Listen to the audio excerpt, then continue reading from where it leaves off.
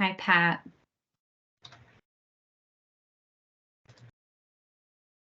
Hi, Jen. Hi, everybody. Hi, Pat. Hi. I didn't know if you were, I said to Jen earlier today, I didn't know if you'd be on right at 5. I thought you had another meeting, but this is wonderful.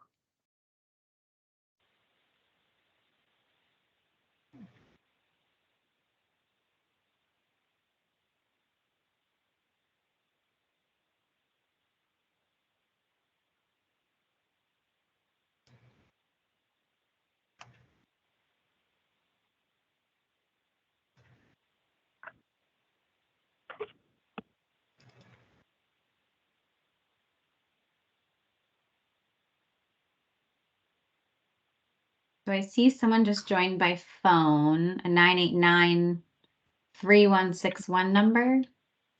Hi, this is Carrie Wolfman. Oh, hi, Carrie. Thank you. Yeah, I recognize that 989. I have the same for the Addison County area. And then we have someone else who just joined by phone, a 324-2505 number. Hi, that's Jennifer Collis from the EVM Health Network.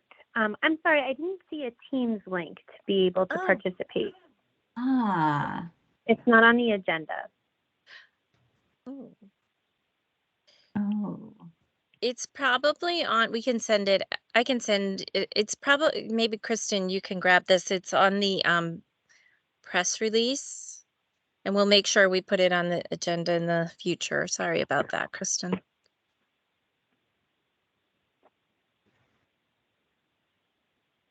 Jennifer, sorry. I call everyone Kristen. It's like an internal. It's okay. There's a link. There's a link to the agenda in the press release, but not the Teams link. Okay, I'll just send it to you. Thank you so much. Yeah.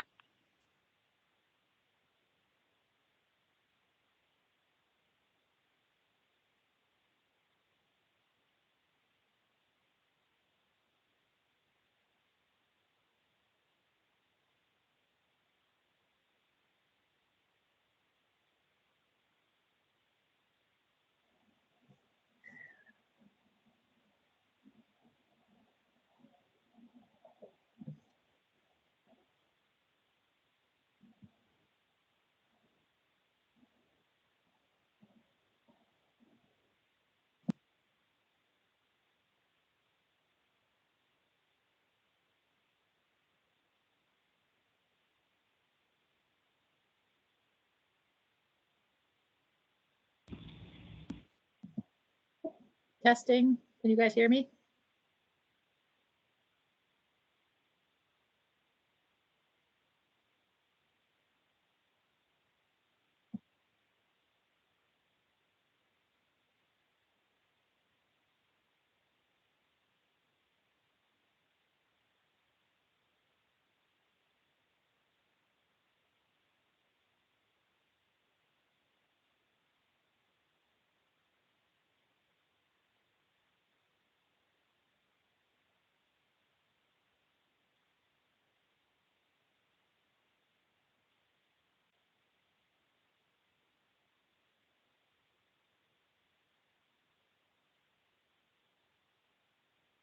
okay. So Susan, you're able to send that out.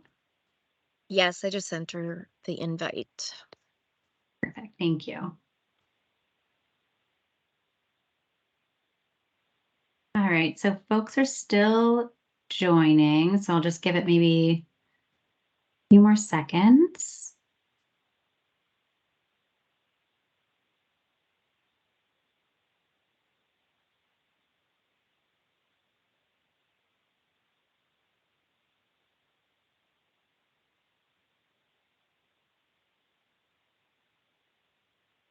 All right, well, I think we can get started. Happy solstice, everyone. Thank you for spending your solstice evening with us. Happy summer. I see not everyone's here, but I would love for folks who I can call down the list, but for PCAG members who are here to just let us know you're here. So maybe say hello. And we do have a new member joining us tonight. So if you could just say your name and where you're from, that would be great. So I see Emilia, maybe you could start us off. Sure, hi. Actually, Amelia. Ignore the J. I'm sorry. No, you're absolutely fine. It's a good security feature, like I've mentioned. I'm a primary care doctor currently working at Gifford. That's kind of newer to the group. I think this is maybe my third meeting. So, thank you. Great, thank you. And I see Faye Homan.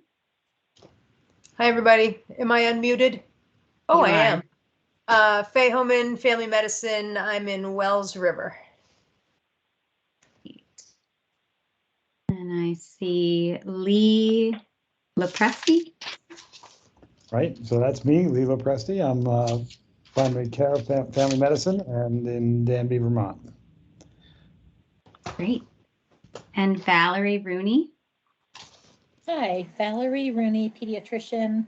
I currently teach at Dartmouth at the medical school, but I practiced in Windham County for 30 years. Great. Thank you. And I know Carrie is on the phone. Hi, everyone. This is Carrie Wolfman. I am a family doctor in Brandon and the CMO at One Care ACS. Wonderful. Thank you. And I see someone has joined us, from a 238-8087 number.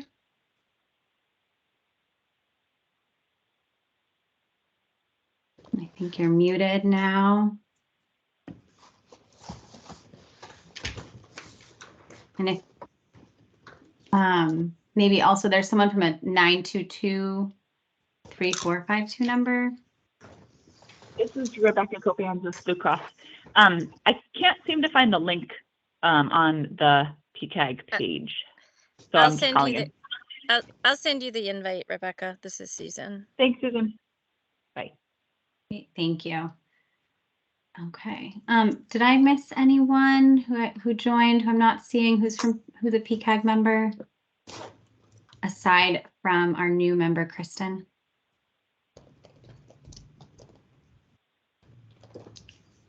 Okay. If not, I'd love to have Kristen Sheehan introduce herself. She's a new member of PCAG.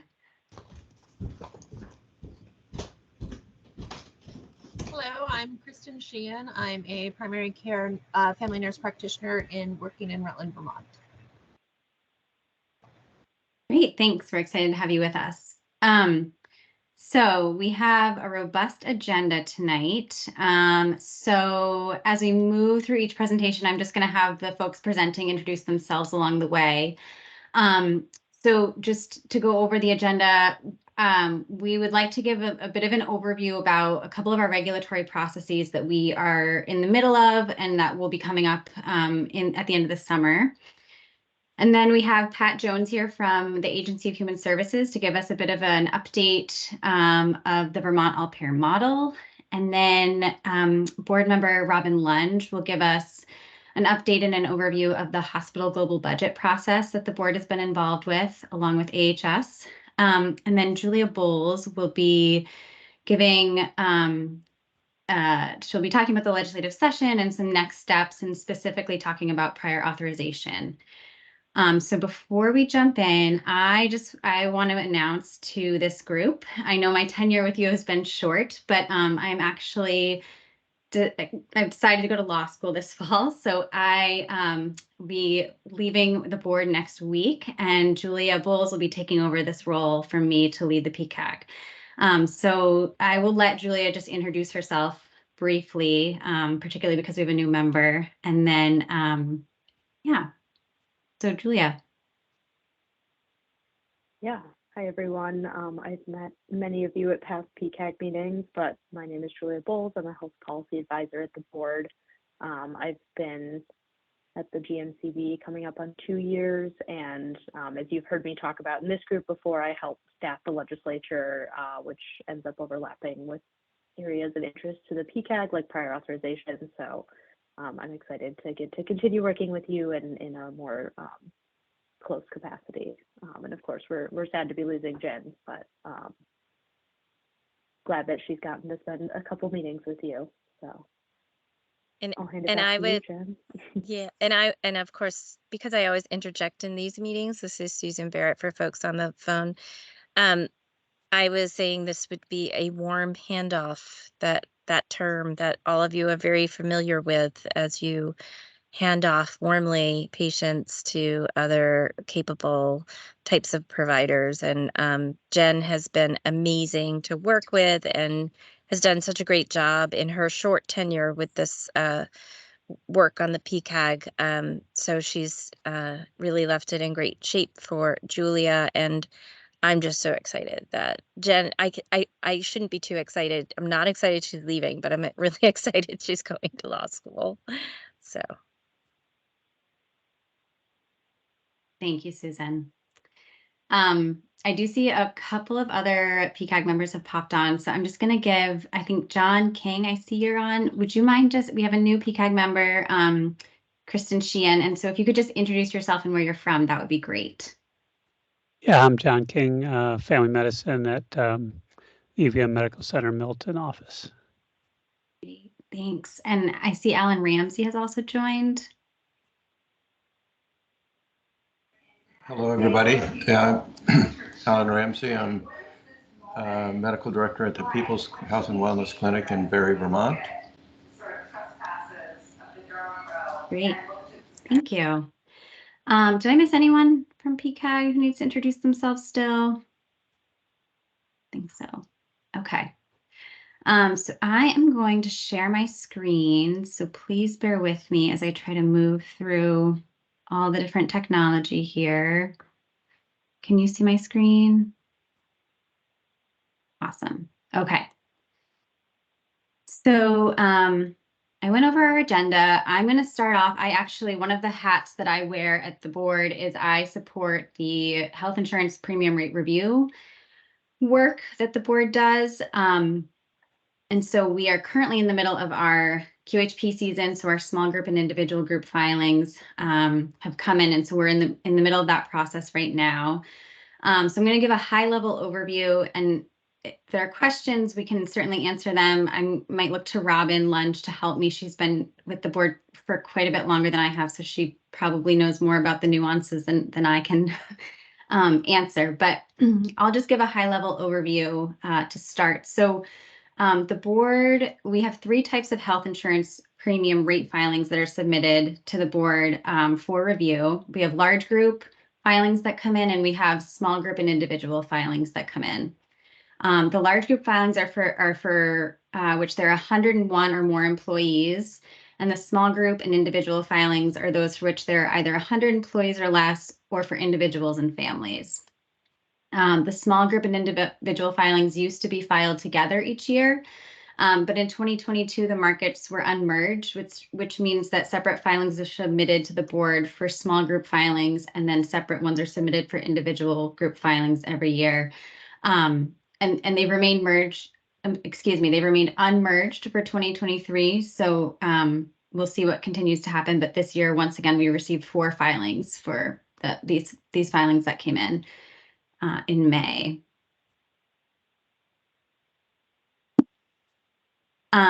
So just an overview of the process for each of these types of filings. They're a little bit different.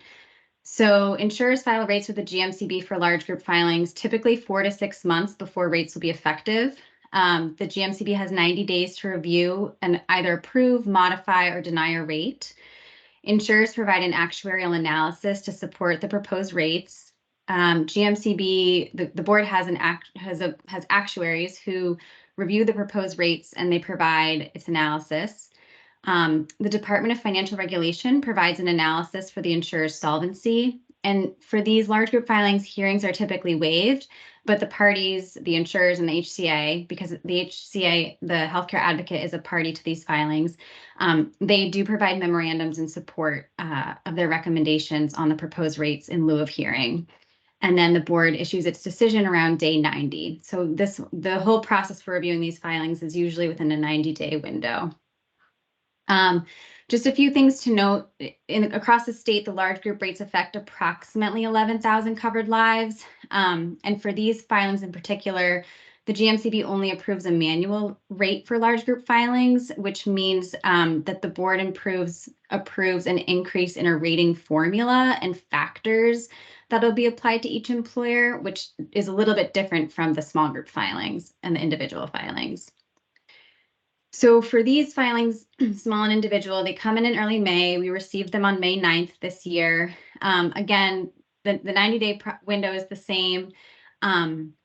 The insurers will provide an actuarial analysis. And then we have our actuaries at the board come in and review the proposed rates. They'll provide an analysis for the board. Then the Department of Financial Regulation will again provide an analysis of the insurer's solvency. And we do have hearings every year for these, which will be held in July. And then in early August, the board will issue its decision. So the small group and individual rates, these premiums, far more lives are covered than the large group. So we have about 72,000 lives across the state that are covered, which is still just, a small portion of the overall population who gets health insurance in Vermont. And then unlike the approval of only the manual rate during the large group filings, the rates approved for small groups and individuals will show the premiums paid by the enrollees. So then this table just shows kind of the difference between large group filings and then the individual and small groups. The large groups, like I said, are filed throughout the year, and the number of filings vary from year to year. The individual and small group filings, the rates are filed in early May, so they came in May 9th this year to ensure compliance with federal regulations for open enrollment in November. The effective dates for large group plans vary by the filing, whereas individual and small group plans are effective always as of January 1st. Subsidies are not available for large group plans or small group plans, and then qualified health plans that are not offered through Vermont Health Connect or on the exchange, or reflective plans. Those plans, there are no subsidies available. However, subsidies are available for qualified health plans that are purchased through Vermont Health Connect. So we do encourage folks to purchase plans through Vermont Health Connect so that they can take advantage of any subsidies for which they may qualify. So just to give a brief timeline, coming up July 5th is when we will receive the actuarial analysis that the board's actuary provides and the DFR solvency opinion. The MVP hearings will be on July 17th, and Blue Cross's hearings will be on July 19th. So the individual and small group filings, we have two insurers who file those filings, MVP and Blue Cross. And then we do have a public comment forum scheduled for July 24th. From 4 p.m. to 5 p.m. And then on August 7th, the board will order its decision. So that is my overview. Any questions that folks have about rate review? Okay, if not, I'm going to hand it over to Susan to give an overview of the hospital budget process. Thank you, Jen. It was very informative. And again, I think for all of these, this overview of our regulatory work, it goes without saying that we want to hear from you as we work through these processes. If you want to send in public comments or send an email to the board letting us know your thoughts on any of these issues, that would be great.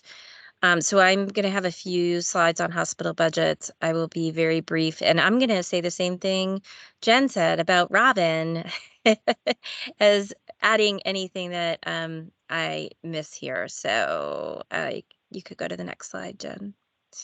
So again, the process under our statute is that every year by October 1st, the board has the duty to review and establish budgets for all 14 community hospitals.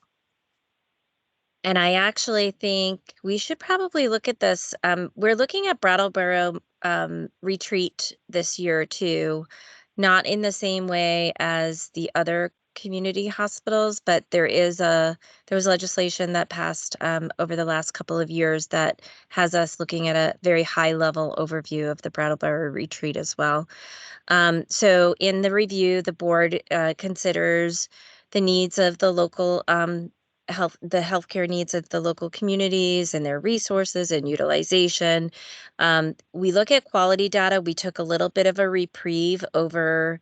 We took a very big reprieve actually over COVID, where we were not looking as deeply, obviously, at quality data because of the burdens that the hospitals were feeling and all of you during COVID. So we do look at quality as well, administrative costs, and then the hospitals come in and present to us in the summer, so in August, and we'll have those dates for you. Next slide. This is a brief history of hospital budgets. So Vermont has been looking at hospital budgets since 1992. It started back in the Vermont Healthcare Authority, and then it moved over in 1995 to Banking, Insurance, Securities, and Healthcare Administration, also known as BISHCA. And then in 2011, the board was created through Act 48, and hospital budget oversight was included under our duties at that time. And these are just bullets. I won't read these, but the key takeaway here is that right now, over the last probably since, the 90s, we've been looking at NPR, net patient revenue, and rates as some of as the key parameters that we measure budgets by. What we're doing over the last year is that we are looking at a process to update our regulatory work. In that, we'll update the guidance process to make it more streamlined, both for the regulated entities, also for the board to pivot to decisions that move away from the net patient revenue. We're not doing that this year, but that is the ultimate goal, and base it more on expenses, which we feel is a better way to accurately measure the work, the budgets in the hospitals. I mentioned the benchmarks that we're using in FY24. And also the third bullet looks at the factors that we look at when we measure budgets. Obviously, labor, pharmaceutical expenses, inflation, price changes that Medicare or Medicaid have adjusted in terms of reimbursements, and uncompensated care. Also to note that the board recently has had several roundtable discussions, which many of you on this call have participated in, where we're hopeful that that information can help inform the hospital budget decisions. While we don't regulate directly the primary care providers, we know that the hospital budget decisions, and quite frankly, our rate review decisions, obviously impact many other parts of the healthcare sector beyond the hospitals and the insurers. So we just want to make sure that you hear that. I know you've heard that previously. And I think that's it. Oh, the timeline is the next slide. Yeah. So here's the timeline. Please check out our website. All of the information on the hearings are there. They're all online. They're going to be through Teams again. So, and they're recorded. So if you want to watch them at a later time, you could. And again, would love to hear your input if you have any public comments. Any questions? This is our regulatory summer. It's so exciting. It really is. It's good work, but it's a busy summer. All right. So I'm going to turn it I'll turn it back to you, Jen, because you're running the show. Sure. That's great. Thank you, Susan. I'm going to turn it over to Pat Jones to talk about the all-payer model. Great. Thank you so much, Jen. It's nice to see some old friends on the PCAG. There's a couple people here that I haven't seen. Hi, Valerie and Faye and Alan, in a number of years, and so it's good to see folks again. I'm still kicking around, believe it or not. So my current role is as interim director of healthcare reform for the Agency of Human Services. And so what I want to try and do tonight is provide some information on where we are in terms of Vermont's all-payer model. So next slide, please. And next slide.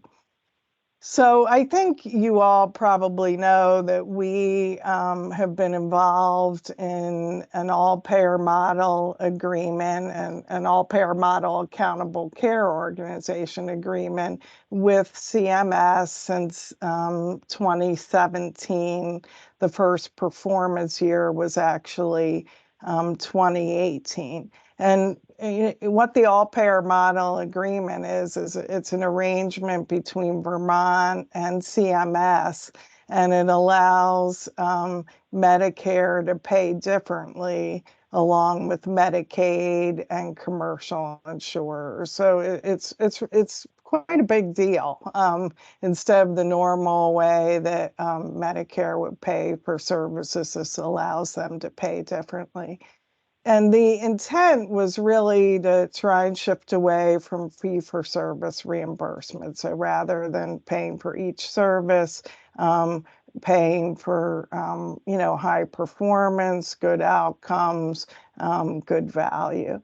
And the intent also is to see if we can achieve the triple aim, which is to reduce healthcare cost growth, to maintain or improve quality of care, and then from a population health perspective, to improve the health of Vermonters.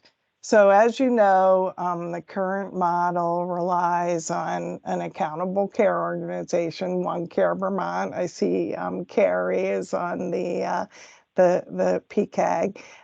And what One Care has done is developed a network of healthcare providers. It's voluntary as to whether they belong to the ACO or not.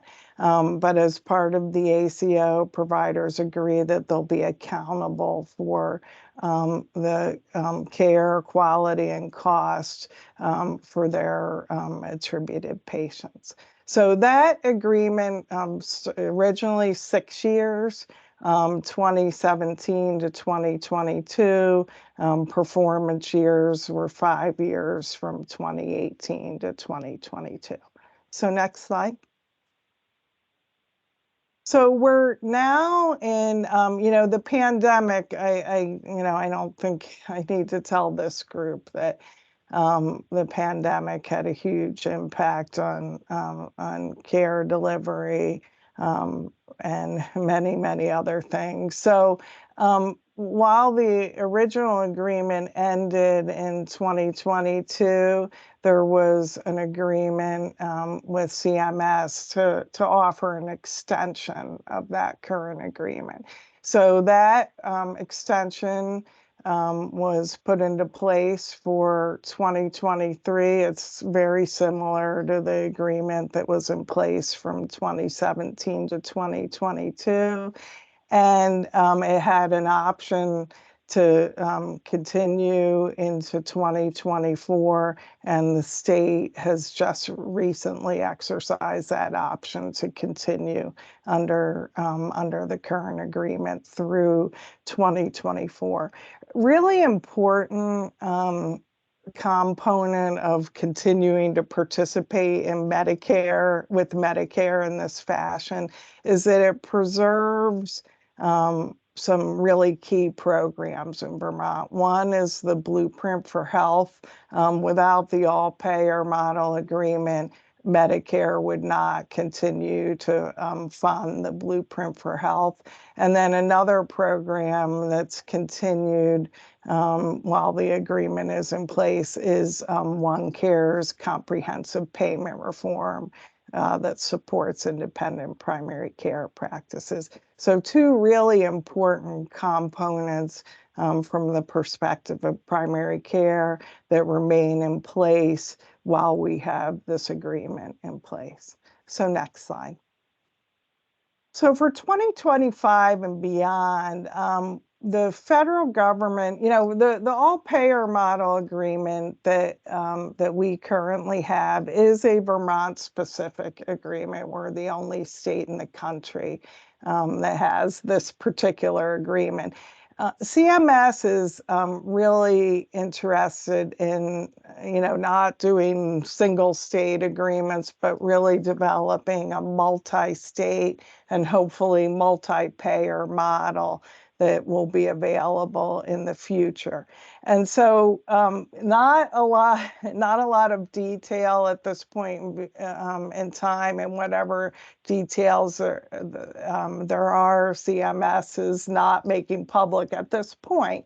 But we we do have an opportunity because of our relationship with CMS, and in particular their Center for Medicare and Medicaid Innovation, to try to provide some feedback on the design of the model. And so we're really working hard to do that.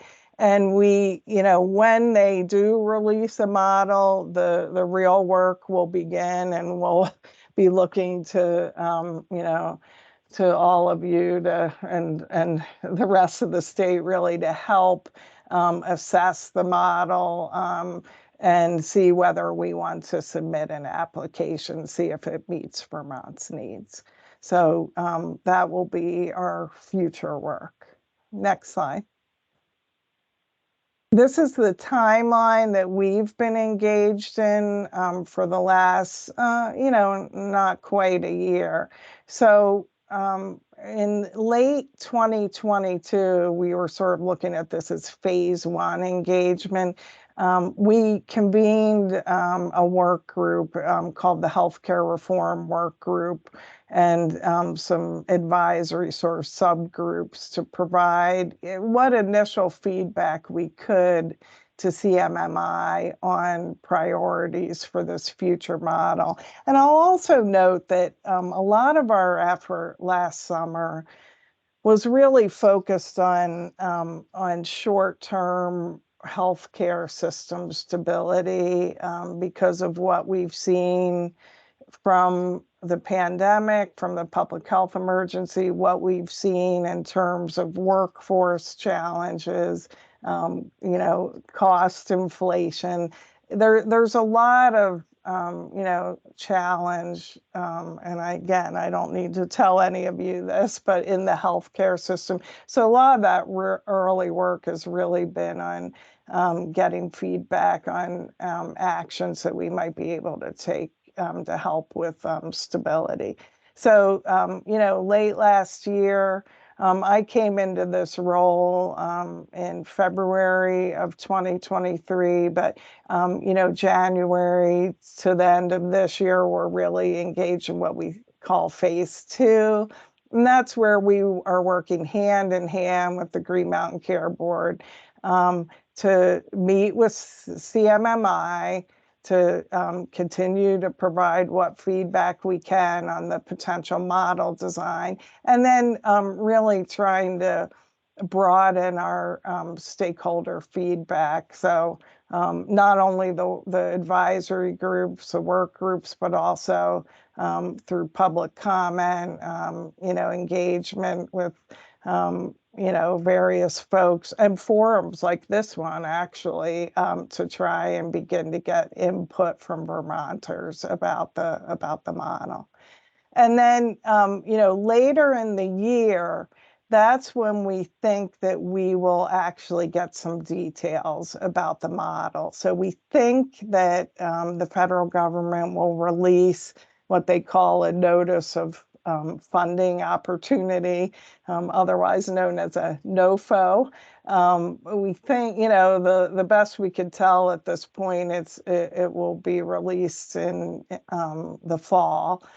And the state will then have time to put together a proposal to respond to that offering if we decide that it makes sense for Vermont to participate. And again, we'll want continued feedback. It'll be especially important once we get more details. So next slide. Here's what we know. Here's the information that we can provide about the new model that the Center for Medicare and Medicaid Innovation is working on. They've made it they've made it clear that there are 7 principles, payment design components that they expect to see in this new model. So the first is that they are clear that it will be a global budget for hospitals model. But I just want to make it really clear that, that doesn't mean that this is just healthcare reform for hospitals, because as you can see from some of the other principles, they're really contemplating how to support other providers. So global budgets for hospital, a total cost of care target. So looking at, all Medicare costs, all costs, and having a target for cost growth. They would like it to be all payer. And by that, I think we can assume they mean similar to what we have now, which is we have participation in our all payer models, certainly from Medicare, Medicaid, and some commercial payer involvement as well. A principle that they have put forth is that we plan to see goals for minimum investments in primary care. There's been a lot of discussion about that. The Green Mountain Care Board has done a lot of good work around primary care investment and spend, and it's happening in other states as well. And that seems to be a key priority of CMS as well. It will include safety net providers from the start, so including FQHCs and rural health clinics. They're, as far as core principles, they want to see mental health, substance use disorder, and social determinants of health addressed. And they also want to see a focus on health equity. So that's, those are the principles that that we've seen so far coming out of CMMI. Next slide. So this is a very busy slide, but it's really important in that, there's no one payment mechanism that in a system as complex as our healthcare system. And really, I should say, health and human services and community-based services system. And so, while we can, talk about overarching goals around, statewide total cost of care and quality targets, those are really important because they can help focus us. They can help ensure that we're all moving in the same direction toward these common goals. So they're very important in terms of providing structure and focus. But there is, that's pretty far removed from individual providers and community-based organizations. And so in Vermont, we've actually put a lot of work into trying to make sure we're standing up payment models that are supportive of other provider types. So in that, sort of middle blue bar, you see shared quality payments for 2 or more providers. And we're kind of referring to those as shared interest payments. But there are a number of services and measures that are associated with them that really speak to how well care is being coordinated between providers.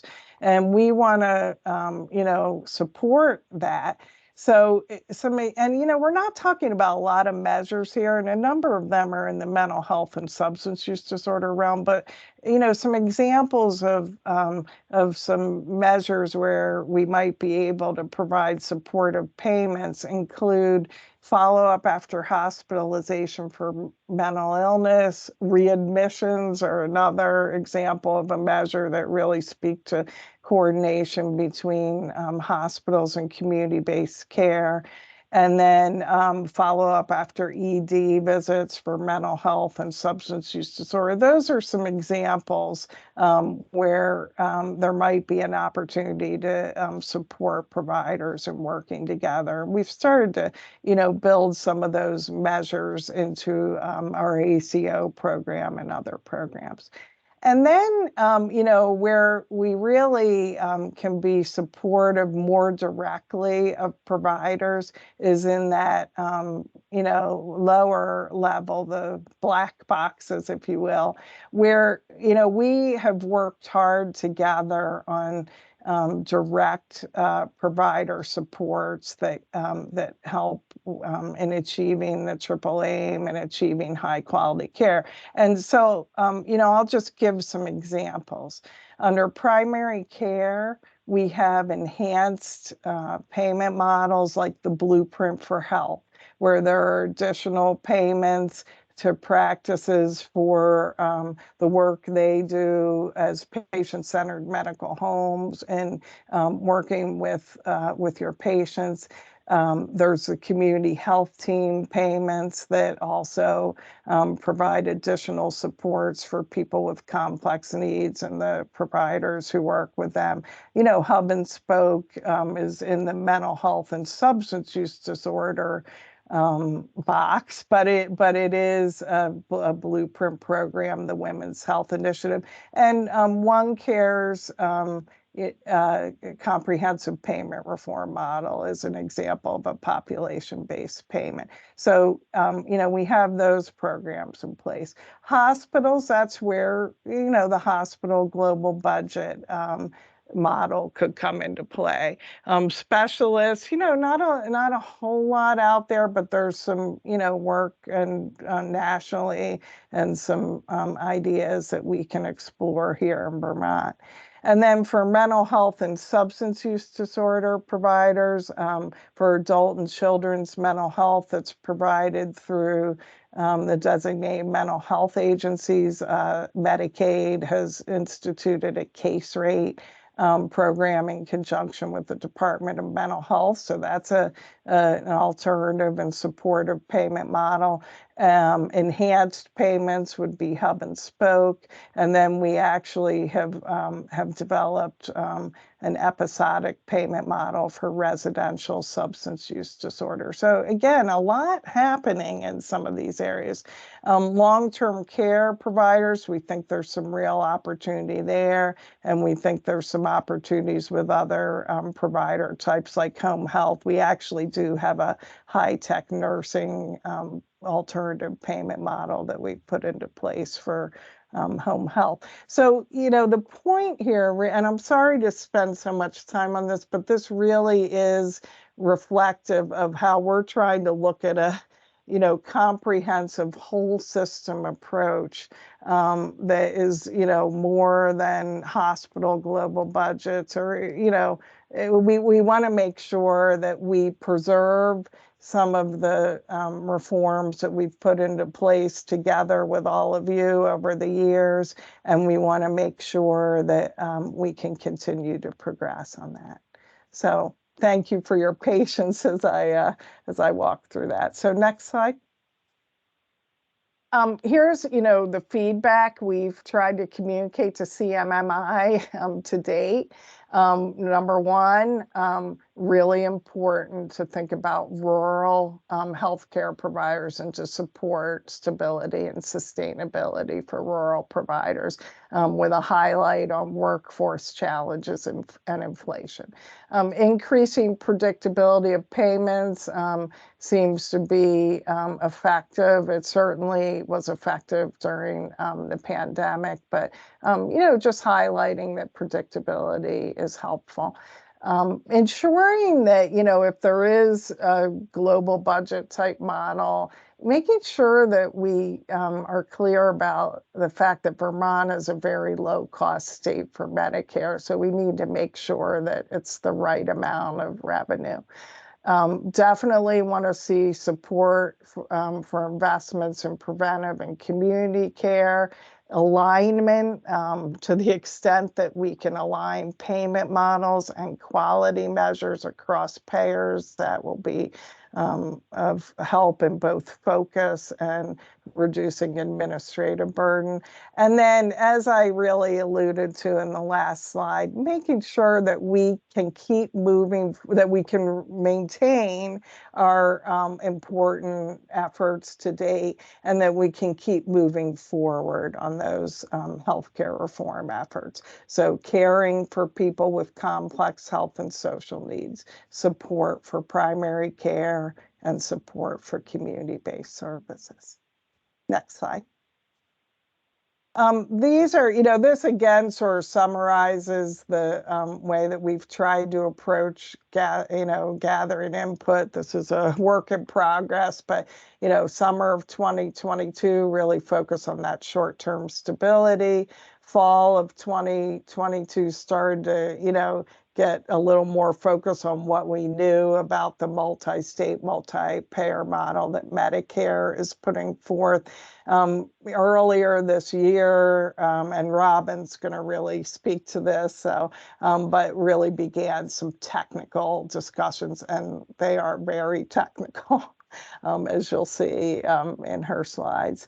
And then, we've established mechanisms for public input on the GMCB and the AHS websites. And what we really want to do now, and so thank you for inviting me tonight, but we want to start to, give regular updates at the GMCB's public board meetings, and we want to be able to discuss what we know at existing forums. We've gone to the Department of Disabilities, Aging, and Independent Living Advisory Board and gotten some great feedback from them. We've been to the Mental Health Integration Council, and we'll go again in July. So we're really starting to,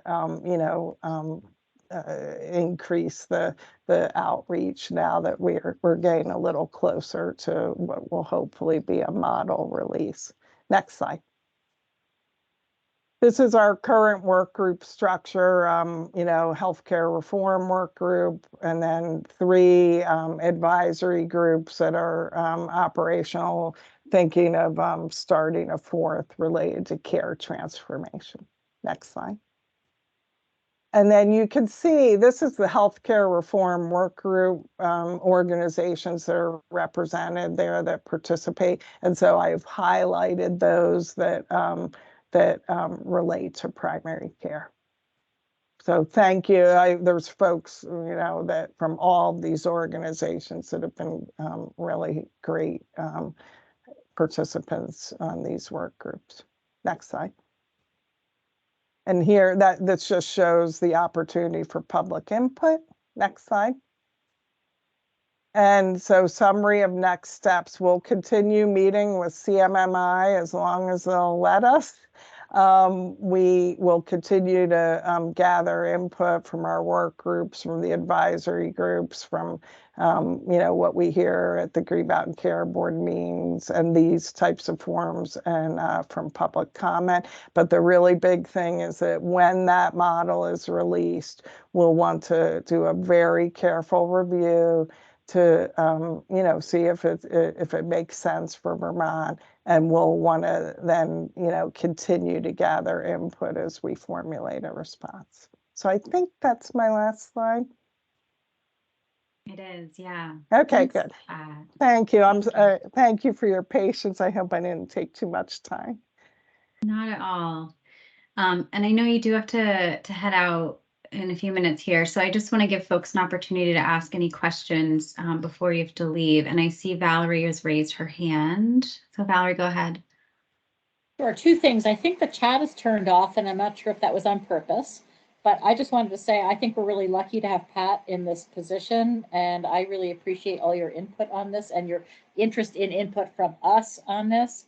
I think this was a great introduction. Thank you. Thank you, Valerie, and so good to see you again, really.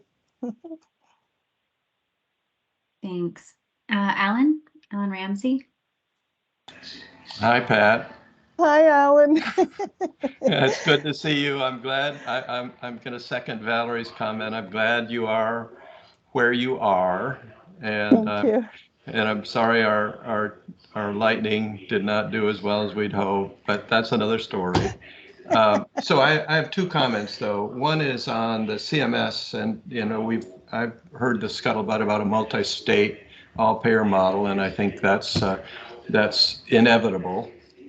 But in the 7 categories that CMS has established in terms of the multi-state initiative, it would be hard for any primary care person not to be offended by the statement, goals for minimum investment in primary care. And I would say, if they really want to hear the importance of the primary care workforce, they change that to goals for maximum investment in primary care. Okay? Just a personal, you've heard this from me before, okay? Yeah. So the second thing, just in terms, and I appreciate your presentation, is around Vermont's vision for a statewide approach. And another thing you've heard from me, Pat, is that I don't believe we're ever going to control the cost of care in Vermont or in a multi-state program until we cover everyone, at least in primary care services. And I see this every single week, the cost of care going through the roof because of inadequate access to primary care services. And so it's hard for me not to say Vermont's vision, going all the way back to Act 48, has to be that a basic level of services are provided to everyone. Thank you, Alan. Good to see you. Yeah, good to see you. Thank you. And duly noted. I will provide that feedback, particularly around the language, around minimum investment. We'll see what CMMI says to that, because I think it's a really valid point. What they're after is, let's get up to a higher level of investment in primary care, but it doesn't really come across that way. So thank you. Great, thank you. And I see Faye Homan, your hand is up as well. Yeah, I think I'd like to know, Pat, a little bit more about the feedback that, this group, I would think, would be able to come up with, it might feel like a really important thing for us to do, to sit down and come up with some feedback. And I know that you say that AHS wants it, but how? What do we do? Who do we talk to? Well, I will tell you that, as I mentioned before, I spoke with the Department of Disability, Aging, and Independent Living's advisory board. And I don't want to give everyone more work to do, but if you feel like there is consensus around some feedback that you would want to give as we embark on looking at the model that CMS puts out. That group actually, after I provided some written feedback. That's fine. Also happy to go to any groups. I reached out, for example, I think, Faye, you're still with a federally qualified health center, if I'm correct about that. And so I just actually last night reached out to by state primary care to see if we could come and meet with the board, or if there's some other avenue. But happy, directly contact me. I can make sure that that my contact information is out there, and would be happy to talk to any group. And we're going to try, and we're going to compile feedback as we get it. So it's an open door. So okay. I mean, I just think that should be on our agenda for this group, is to come up with 5 or 10 bullet points for this.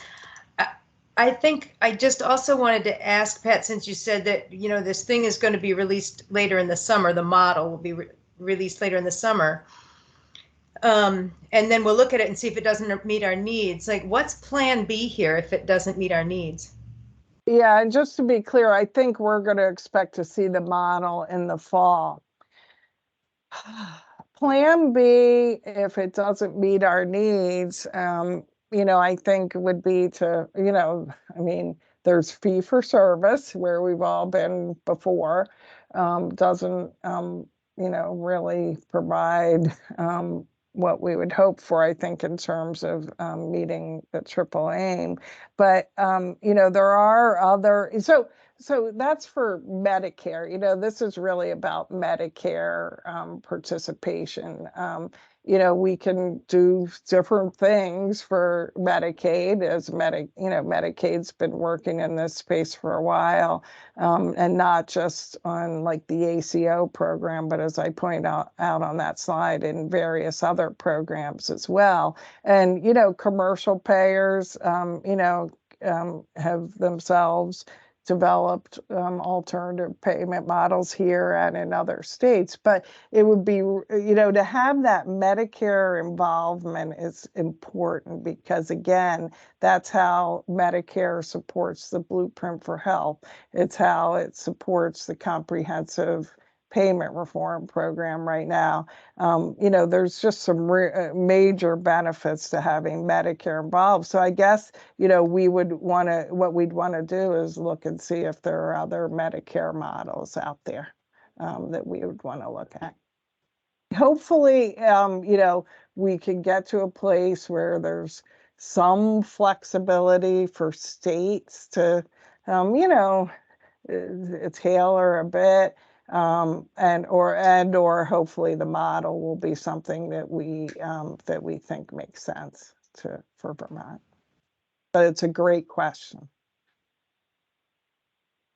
Great, yeah, thank you. So I know, Pat, you do have to leave in a couple of minutes. So I see 2 more hands up. I'm gonna let Paul Reese go, and then Lee, you can go right after.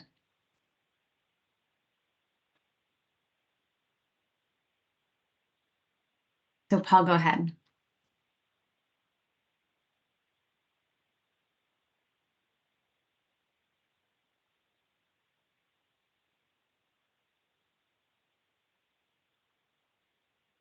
And I actually can't figure out how to unmute Paul,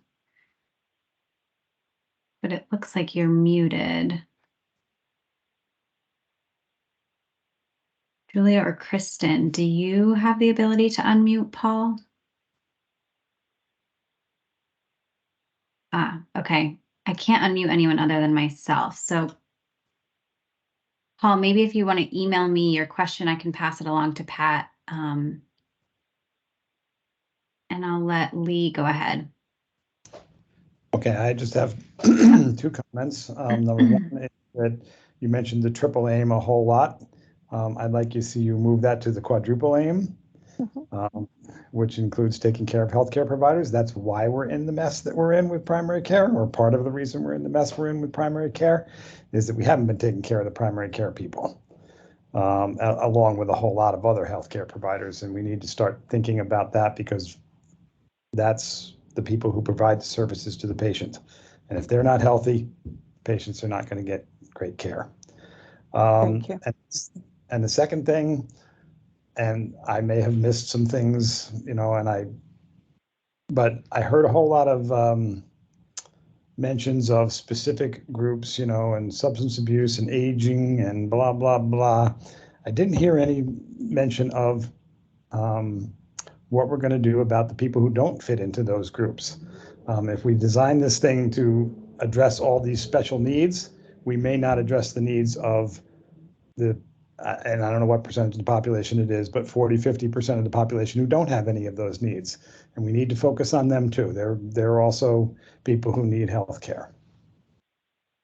Thank you. Both excellent points. Thank you. Great. Thank you so much, Pat. Thank you. So appreciate you coming to present. I know you have to hop, so I'll let you go. Thank you all. And again, feel free to reach out. Great. Thanks. All right. So I'm going to pass it over to Robin, Board Member Lunge, to introduce herself and then do a presentation on hospital global budgets. Great. Hi, everyone. I know most of you from prior PCAG meetings at the very least, but I'm Robin Lunge. I've been a board member for about 6.5 years.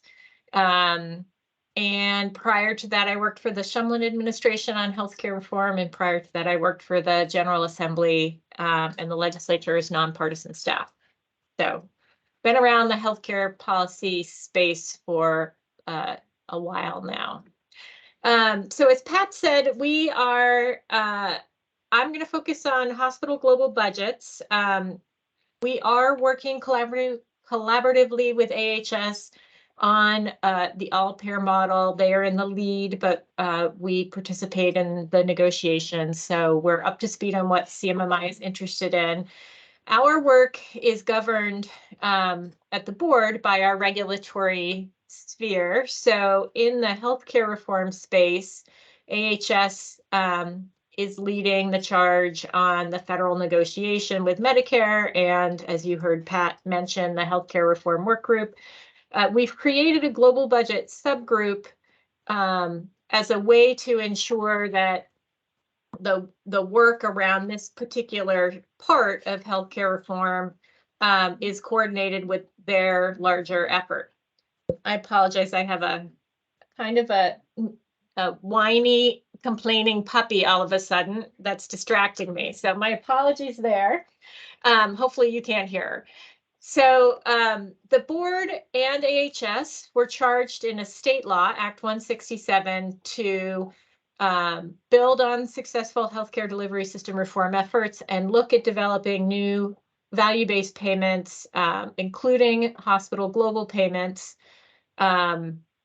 over the course of this summer. And so the Global Budget Technical Advisory Group was formed in order to start working through some of the really weedy details on how would you create a new payment model for hospitals that CMS and other states call a global budget, but which is really a payment methodology.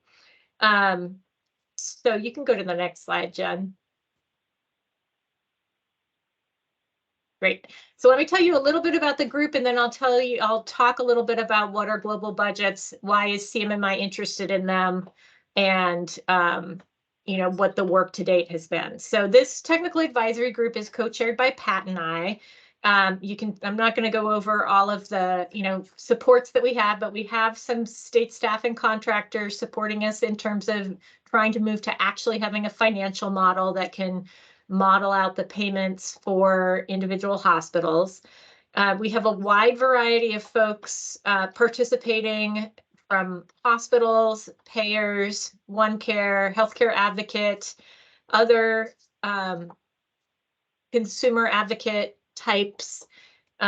We have a couple of folks that represent other types of providers, including Dave Merman from the board is in the group. And VMS had suggested a member that we've added to the group as well. So it's pretty comprehensive and inclusive, I would say. Next slide.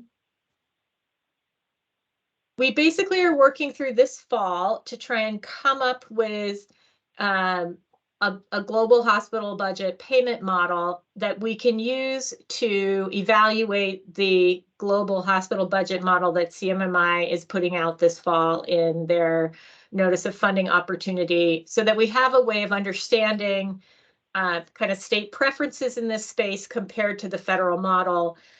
Also, this group will be talking about how would there be differences in the payment methodology for the commercial sector, Medicaid, and Medicare, understanding that those are different populations that are covered by those payers. So how can we keep it as aligned as possible while recognizing that certain payers have different types of folks that they insure?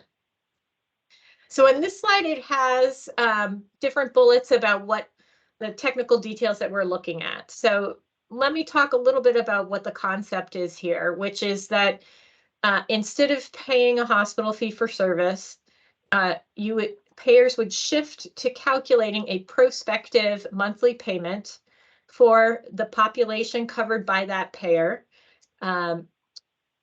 doing that with historic revenue, then trending that forward. So building a baseline budget based on historic revenue, trending it forward, but then including budget adjustments to ensure that you're taking into consideration quality, equity, and financial performance. For example, changes in the market. So if one hospital stops providing services and that care shifts to another hospital, that would need to be recognized. But really conceptually, what it's trying to do is change the hospital's financial perspective from one where they are building their, focused on their revenue centers because those are the areas that make them money, and subsidize their cost centers where they're losing money. Instead of thinking of it and developing their budgets and their key programs from that perspective, trying to shift it to more of an expense mindset. So here, the budget should cover the fixed costs, and there should be some payment for variable expenses, but ensuring that the hospital's incentive is to really look at cost containment and using equity, quality, and financial performance metrics to also focus on population health and shifting care upstream to prevention and primary care. So that's kind of the theory that CMMI is operating on. When they think about having a global hospital budget as part of Medicare, what they're trying to do is use that in combination with a total cost of care and their badly, to Alan's point, named minimum primary care spend. They're trying to actually provide a group of incentives that would shift money from the hospital to primary care in the Medicare program in a budget neutral way for Medicare. So they fund the primary care payments by getting savings to Medicare on the hospital side. And the hospital global budget, or the fixed payment, if you will, design is supposed to be designed in a way that would provide that incentive. Next slide. Oh, sorry, I should have gone to this slide already. So this slide kind of maps out the different components that we're looking at. Base budget, what do you do about utilization? In some global budget methodologies, there's been no adjustment for utilization as to provide a strong incentive there for the hospital, but there are demographic changes and of course exogenous factors that at the minimum would need to be recognized. And so what we're doing in the group is we're going through each of these components and discussing it, talking about how this is currently done in 2 states, Maryland and Pennsylvania. We're discussing how it's done in those states and trying to figure out what makes sense, what might work for Vermont. So next slide.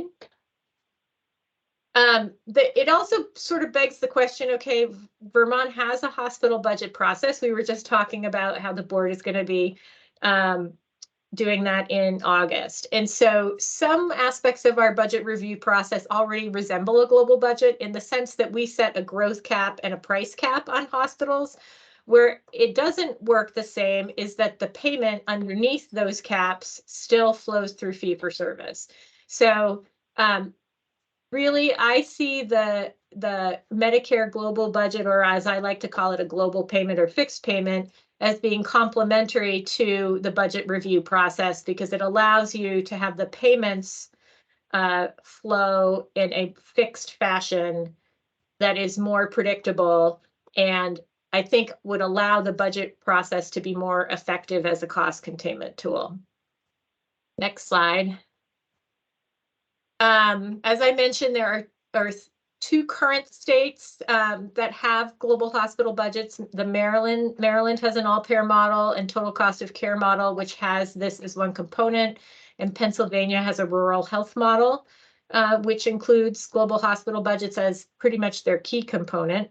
But then there's also in New York State, there's a well-known payment program that comes out of Rochester, which very successfully implemented hospital global budgets as a cost containment mechanism, but then was discontinued when Medicare implemented their IPPS and OPPS systems, I believe. So we've been looking at all three models to try and see what we can learn from them.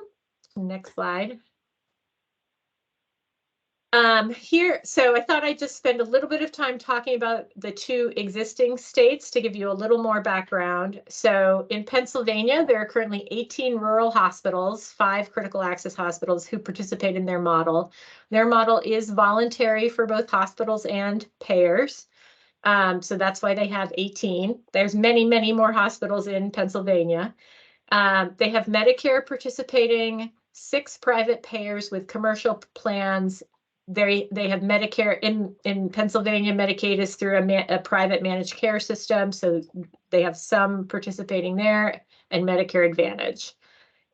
In their hospital payment model, it includes just inpatient and outpatient, and some of the commercial payers in their state include self-insured and some don't. The reason why that's an important point is because in Vermont, as you could probably tell from the rate review slides, our insured market is very small. So most of our commercial market is self-insured, which comes with a bunch of federal restrictions on state regulatory oversight. In Maryland, all of their hospitals, so they have 46 hospitals, all of them participate in their global budget methodology. It is technically voluntary, but Maryland also has a regulatory process where they essentially have made the incentives in the regulatory process better if you join the global budget model than if you stay in the prior fee-for-service rate setting model that they implemented. They have implemented their global budgets through a provider rate setting approach, meaning that it captures self-insured and Medicare Advantage because the state is regulating the provider level and how providers charge. And also in Maryland, they also only include hospital inpatient and outpatient services in this payment model. So in other words, any other services the hospital continues to provide. So if they have primary care affiliated with them, that would still remain in fee-for-service under their model. So next slide. And then New York, these are a few of the findings. So New York found that they reduced growth in hospital operating revenues and expenses, improved margins, and expected that they would have yielded stronger results if they had expanded it further to additional payers. Keep going, Jen. I think there's probably more states here. That's actually your last slide. Oh, okay. I guess because I already did Maryland and Pennsylvania. If we could just go back to Maryland and Pennsylvania for a moment. In terms of results, which I should have included, in Pennsylvania, it started just before the pandemic and it's voluntary. And so it's been very slow to ramp up, as you can tell by the 18 hospitals. And also because of the pandemic, there really hasn't been good financial results to be able to analyze. So we don't know a lot about how their model has performed yet. In Maryland, they have had some positive savings to Medicare. What they saw initially when their model has evolved over time. They initially had a fee-for-service rate setting model where they set fee-for-service amounts. What they found there is that they actually became one of the highest cost Medicare states, so it didn't really work as a cost containment tool. So they shifted to this global budget methodology and found that what happened is the spending came outside of the hospital. No surprise there. So then they shifted again and have added a primary care component that they're still working on and developing. So there's a lot of lessons from Maryland, I think, that we can learn from. that was a whirlwind tour of global budgets, which is a very technical area. So my apologies there. But basically, stay tuned. There will be, we're still in the process of developing the actual financial model. So what I've found so far with our group, even though it's a very technical group of folks, that without the numbers, like and seeing the math, it's very difficult to kind of engage in the discussion. And so while I think people have been trying to weigh in at the higher level, I think once we get some math to put in front of people, it'll become more concrete. And then the real discussion and dialogue will begin. So that's kind of where we're at. And I'm happy to take questions. If I didn't put you all to sleep. I don't know if anyone, this is Susan for speaking for folks on the phone. We are also going to have an update at the Green Mountain Care Board meeting next week, right, Robin? Yes. Pat Jones and Sarah Kinsler. I don't know, will they be covering this again? I'm not sure. Is it more high level all peer model stuff? Yeah, I think that they will be a little bit, well, on the global budget side, they'll probably be a little bit higher level than I Higher. was. Okay. Just because I wanted to give a little more detail for this group. Yep. But it is similar content. It'll be a little slower, I think, though. And it never hurts to hear it twice. So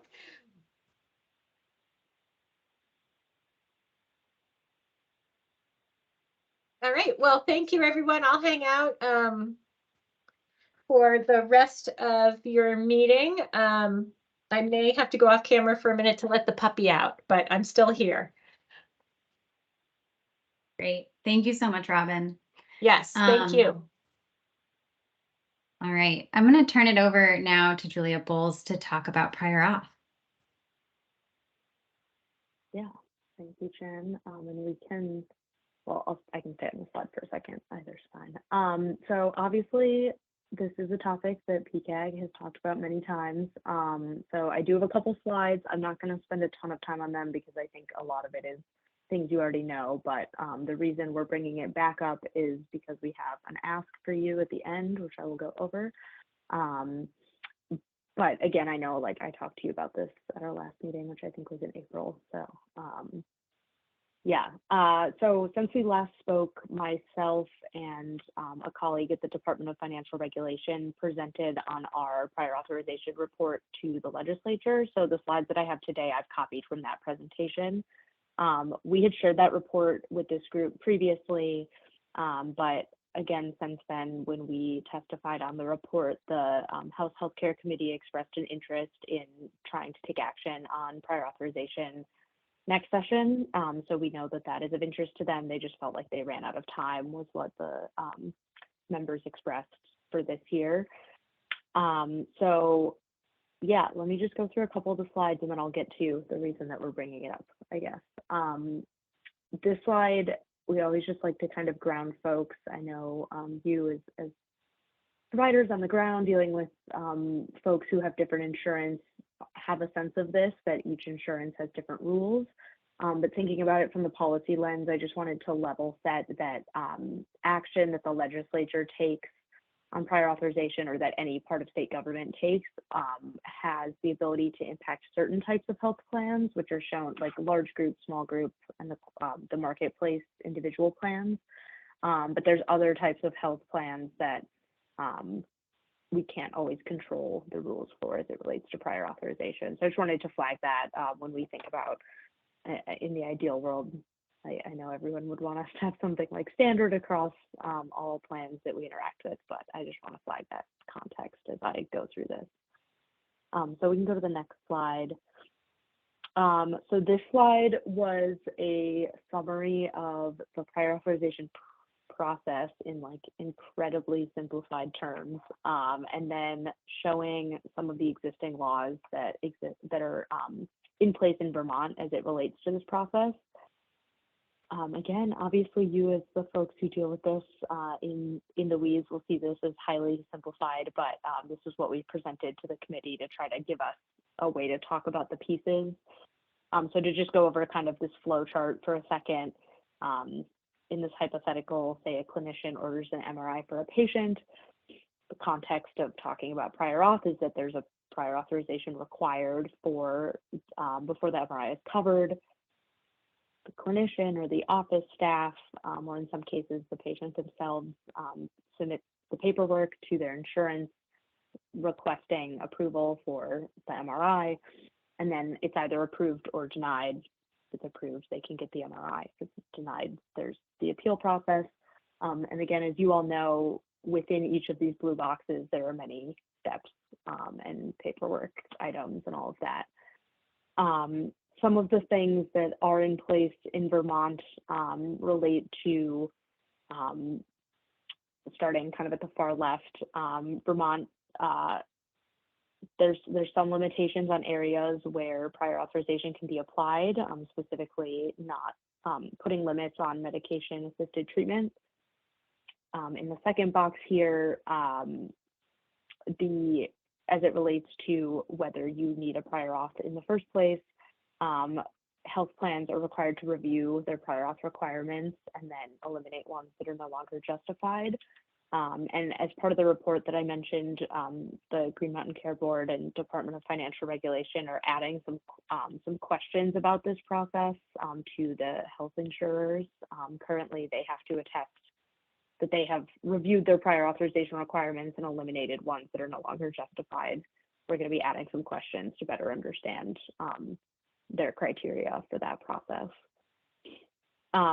There's the uniform prior auth form, which is meant to help streamline kind of how you would go about submitting a prior auth.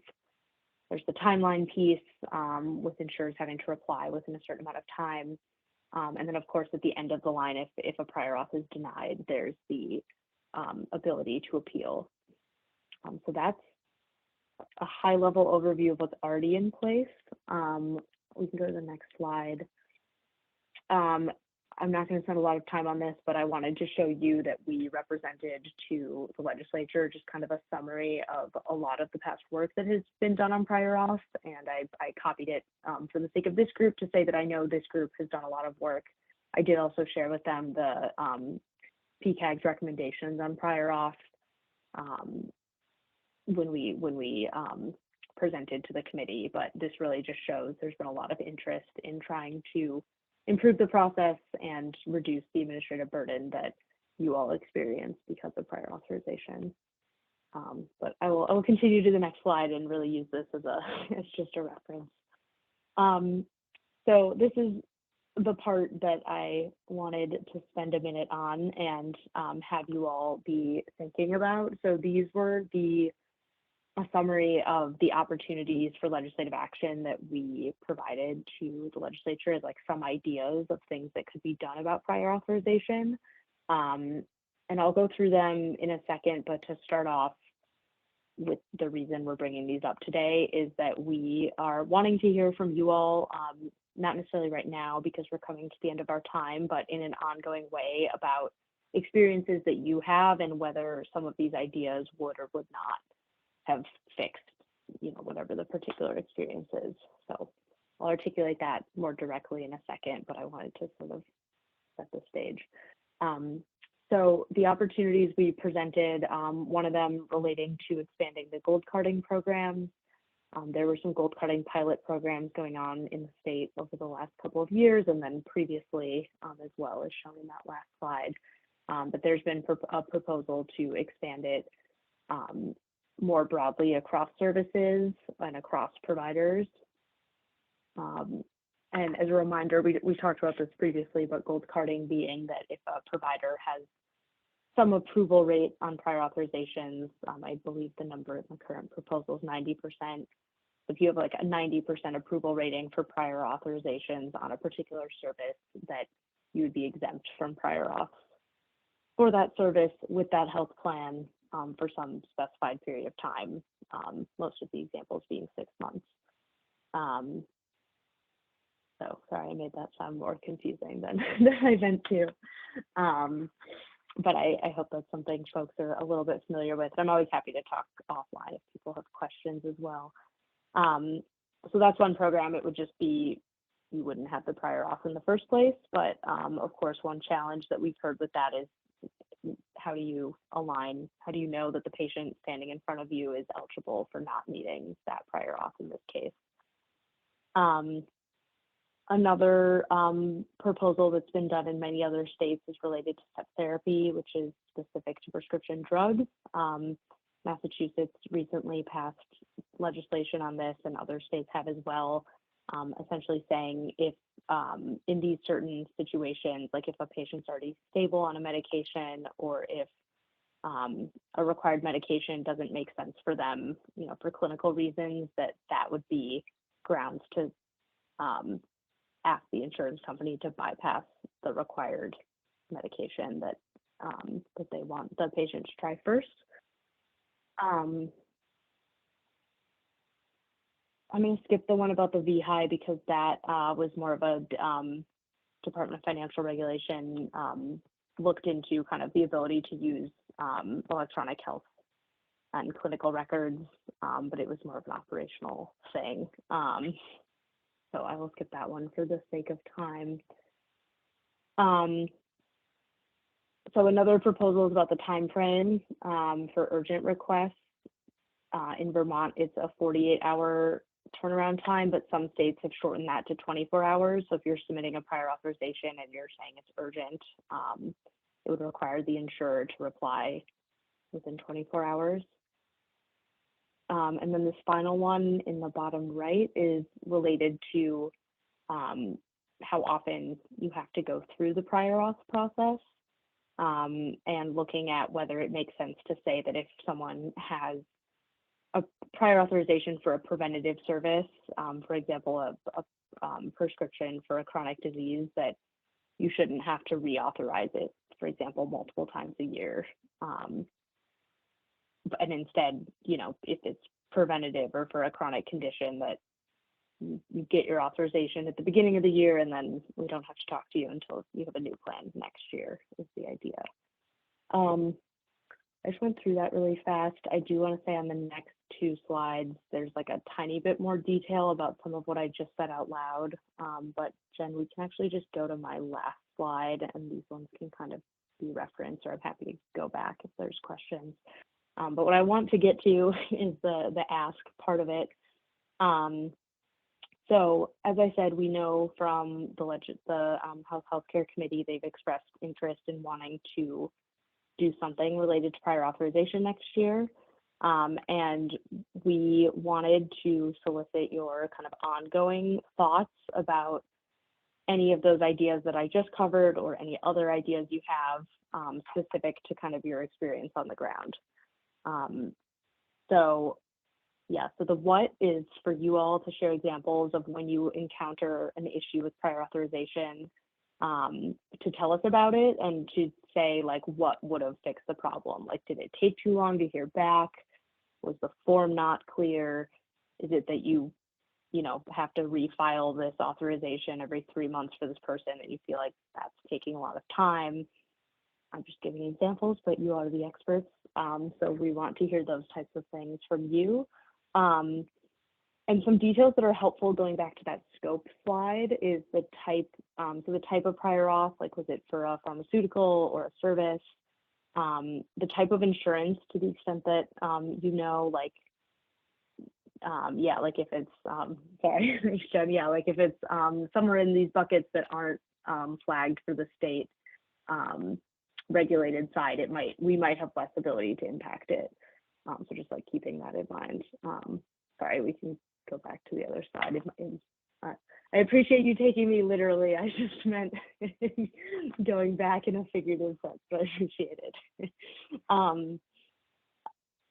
So details about like what type of plan, to the extent that and then like kind of giving a sense of like how much time it took you.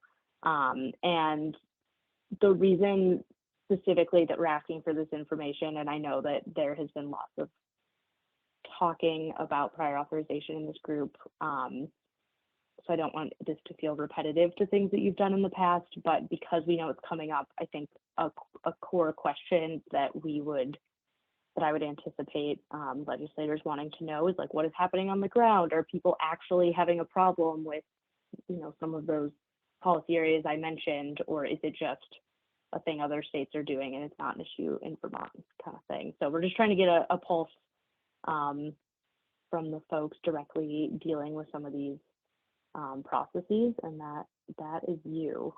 So final note on process, and then I see we have some hands, is we would love for you to call or email me with these types of stories as they come up, and the reason for the when I have kind of between now and the next meeting is just sort of like when it happens, when you think of it, you can give me a call, you can leave me a long voicemail if I'm not able to pick up, you can shoot me an email and we'll send you my information. But we're hoping to just sort of start cataloging some of this so that we can better answer those questions and not have it be like a big rush at the end, but we want to hear from you about it. So Jen, happy to let you continue facilitating, but I see the hands coming in. That's great. Yeah, thanks, Julia. I want to note quickly, I did send out the testimony from Julia and from DFR. So that is in the information I sent prior to this meeting. And I'll send out Julia's contact information following this meeting. So Alan Ramsey, I see your hand up. Thank you. Thank you, Julia, for this presentation. And I want to reflect on the recent American Medical Association Congress of Delegates resolution that stated that a prior authorization had to be evaluated by a human being because they are so concerned about algorithms and artificial intelligence leading to, and what they're going to say is that, well, you doctors want immediate replies. The only way we can do that is through our algorithms or artificial intelligence. So you shorten the time, and you're going to, and their lobbyists are going to go absolutely crazy around, oh, we'll do it by an algorithm or an artificial intelligence. So what Vermont can do is say to its insurers, we want a human being to evaluate that prior authorization before it is approved or rejected, rather than an algorithm or artificial intelligence. My simple comment. Thank you. Thank you. The AI topic has been a theme today. It came up at our board meeting earlier as well. So interesting. Thank you. Yeah, thank you. I know AI is on everybody's minds these days. Okay, I'd like to give Stephanie Winters an opportunity to jump in as well on some of this stuff. So Stephanie, go ahead. Great, thank you. Stephanie Winters, representing the Vermont Medical Society, American Academy of Pediatrics Vermont chapter, and the Vermont Academy of Family Physicians. I appreciate this work and this request. I want to just put a plug in that all three of these organizations I represent are really leading the advocacy on this. And I appreciate the Green Mountain Care Board's work on this and hope that members certainly use their professional organizations and societies. And Robin, now I have a puppy crying at me, so it must be the bewitching hour. And so we have collected a lot of these stories. We have members, we already have a list of witnesses for next year. We've been working with one of our favorite House Healthcare representatives who Paul knows very well, and she's been spearheading this legislation and has been a real champion for primary care. And so we've already started working on this with her. The bill will include prior auth. It will also include a required primary care spend for insurers. We're looking into language about preventive services, limiting step therapy, and so I know we're at time and I could go on and on about what happened this legislative session and what we're looking forward to doing, but I would just urge, us to work together so that all of the PCAG members and our members don't have to do things multiple times. So would coordinate our efforts since we do a lot of the advocacy work on this. Yeah, fantastic. Thank you, Stephanie. Yeah, go ahead, Julia. Yeah, no, I was just going to say we can definitely coordinate. We if you're already collecting stories and all that, we certainly don't want to duplicate or like take away from that. I just also want to make sure we hear them. So if we have other ideas, or if there's other stories that are making it, there's probably not a wrong door, I guess, is where I'm going with that. And we certainly, if something makes it to us, can coordinate with you. But yeah, I think the goal of just hearing kind of what's going on and what are folks' top priorities, because there's a lot of policy proposals kind of floating around in the world and in the national landscape, but we're trying to get an understanding of what would make the biggest impact here. Great, thank you. So noting we're a little over time. Any public comment from folks?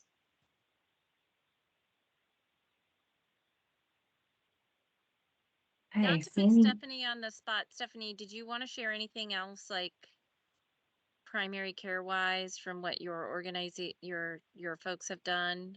I know you have a puppy on your lap. I know the budget passed. Yeah, Like we have a that's budget, huge. and that's good news, Yep.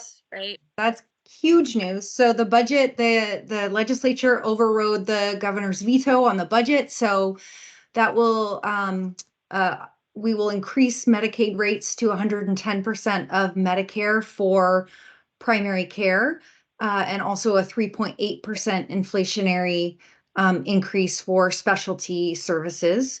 The budget also includes a blueprint expansion for support services for community health teams.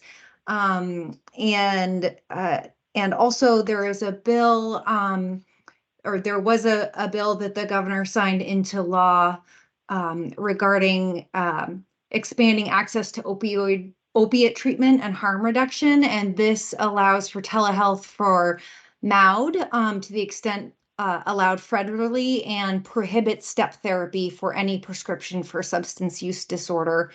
And also requires any PA requirements for many of the MAUD treatments. So I think those are really great things. You should see those happening and helping in your practice. But the budget was a huge win.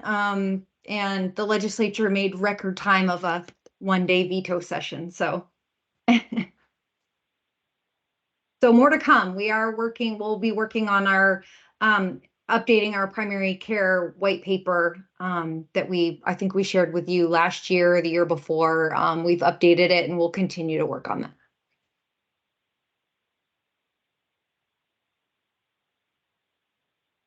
Great, thank you. Anything else, Susan, that you wanted to jump in on? No, this was great. Thank you so much. It was robust.